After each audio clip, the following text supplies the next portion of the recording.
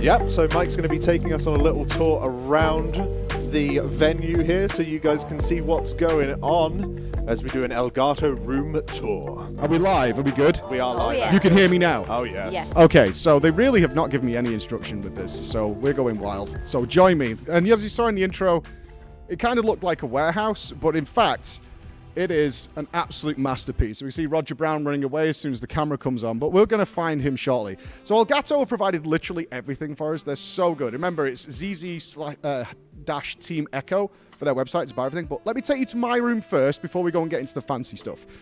This is what Elgato has provided. Join me. The Quer, of course, in complete command of the place.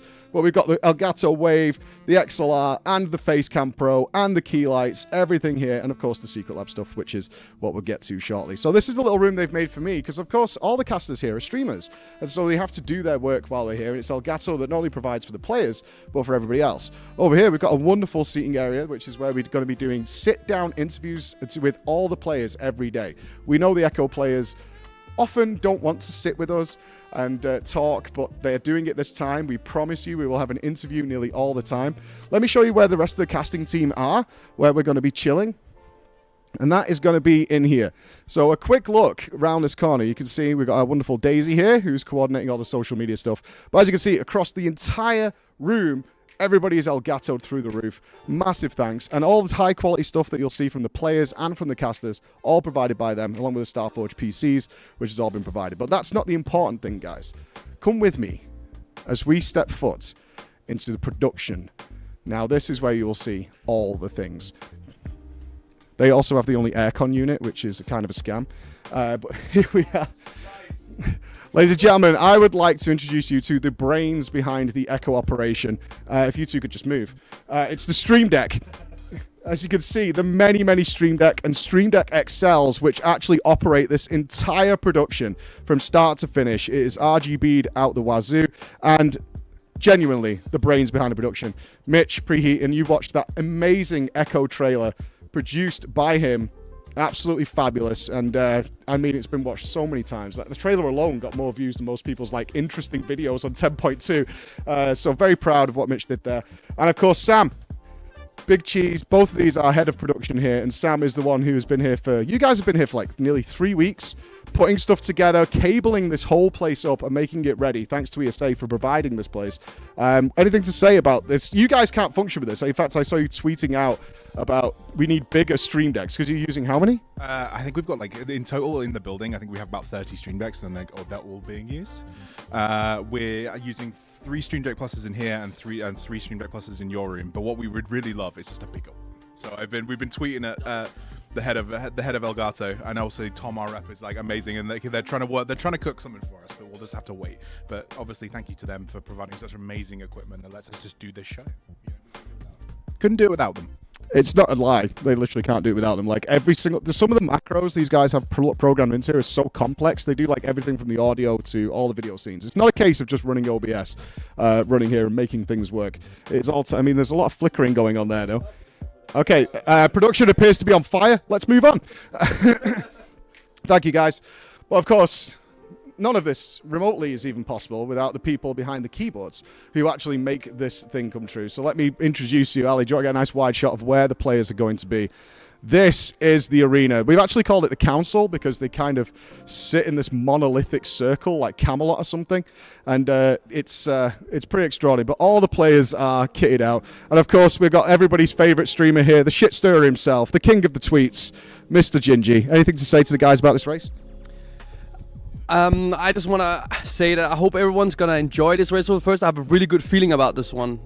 Just from the testing, I think this is going to be one of the most insane Race the World's first to date. And I'm pretty excited to actually be able to play the raid on day one for the first time. So, yeah. We are, of course, going to North America. And if everybody's asking about the ping, Mike, what's your thoughts on that? Has it been fine for you guys? Yeah, I mean, I play a mage, so sometimes when I have double bloodlust, I can feel a little bit, but it's just, you kind of get the muscle memory a little bit once you get used to it, so I don't think it will be a massive problem. A little bit annoying, but you kind of get used to it a little bit. And also stop that whining about global release. We're tired of the conversation, and Echo has taken the big step to put an end to that. But if Ali, do you want to join me as we walk around here? And as you can see, we should get back to the point, is all over the desk you're seeing Elgato equipment. There's no joke here about why we love Elgato. Is they provide all this stuff for the guys, all the mics to make them as comfortable as possible. I don't know if he wants to say hello, but this is his first Race to World First, so you signed up for this. So now you're here. Let me introduce you guys for the first time at the Race to World First, Mr. Velo, who we watched extensively, certainly during Razageth, with those crispy dream breaths that you were doing all over the place. Velo, what's it been like with the Race to World First? It's your first time. It's been good. Better than expected. A good facility, good hotel, good food, great people to be around, both casters and players. So far it's been actually way better than expected. And I have to ask, because we have had various players come down to Racewheel First, and some of them don't like it. It's too loud. Roger can see you, so when you screw up, he's like throwing chairs and all sorts of stuff. You know how aggressive he gets. Are you feeling that pressure, or basically you can also throw things back? You're aware of that? Yeah, pressure, not really. It's been quite a few races now. I joined in Shadowlands, so not really scared of sitting next to the officers or anything. But I think it's quite nice. You get a better connection to the people that you actually play with. So I think that's the biggest thing. That's why we all love the Race to World First. Is we become friends. That's the whole point, instead of just people on a voice comms. Thank you so much, fellow. Appreciate that.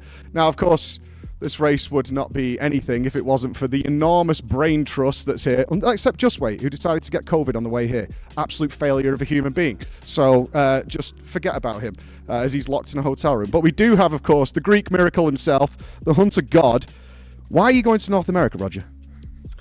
I heard the weather is better there, so yeah, we thought we'd go pay a visit and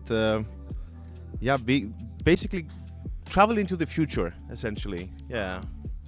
So you're finally putting an end to the global release thing. But of course, this entire segment, and I should point out, is sponsored by Elgato. As one of the heads and owners of Echo, how important has Elgato been to putting on these events? Because you guys deal with all the stress. I just rock up and everything's just on my desk waiting for me. Can you let us know how good it is to work with those guys?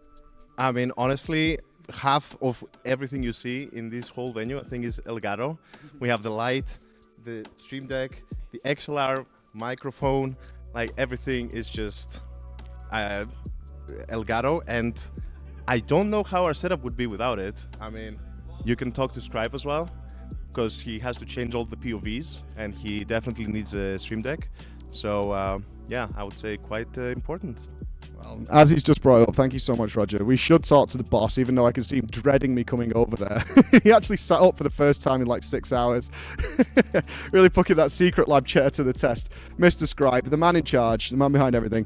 How are you feeling about this race? Obviously, we're coming off a loss last time, but now you seem double focused and ready to just burn the world, I think. I'm a bit more relaxed than usual, yeah. Usually it's like everything would be burning. Now it's like only half of it is burning. Yeah. Oh, that's superb. And of course, we're going to North America. Your decision? I don't know if this specific one was. I was pushing the idea of potentially going to an ANX expansion, but this was a surprise for me as well. I don't know how we came up with it, but yeah, I think it was a good one.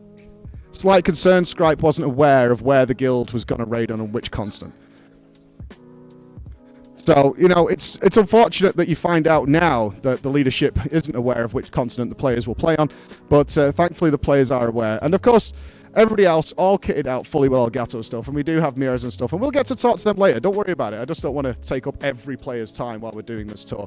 But this is our studio. This is what we've got for ourselves. There is a little kitchen area, but no cameras there. But as you can see, throughout the week, we're going to have interviews with absolutely everybody, getting those opinions as quickly as humanly possible, and basically just having the best time we possibly can. While I'm here, though, even though we absolutely detest it, can we just take a shot of Grim there? This is Grim, who runs all the technical side of things, and this is the office he intentionally builds himself so that he never has to talk to a real human being. Yep. The last event, he actually put a curtain of boxes around himself so we couldn't find him. There he is in his natural habitat, staring intently at his screen. He doesn't even know we're here. He's not even bothering to watch the stream, which is really quite sad when you think about it, because he made all this happen. Jokes aside, that is the guy who makes all the internet work. It's really quite important. So let's go back to the bench, and I shouldn't call it the bench. Let's go back to the casters and get ready for the next part of the Race to World First.